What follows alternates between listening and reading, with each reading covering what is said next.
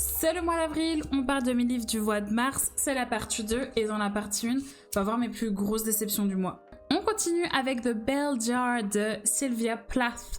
Un classique, ça faisait longtemps que j'avais pas lu de classique.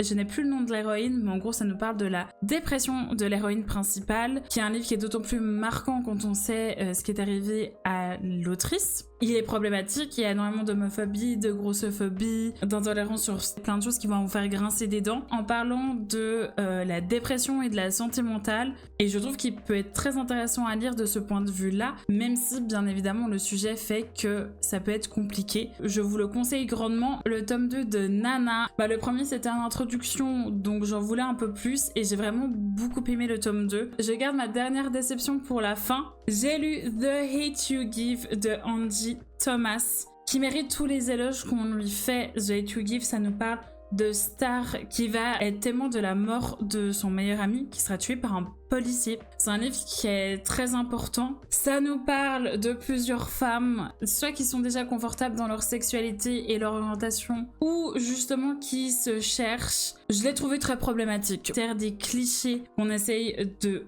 déconstruire, d'enlever depuis des décennies maintenant. Je me suis fait bait par la couverture parce que je me suis dit oh là là, un livre queer ça va faire du bien. Ça l'était pas du tout.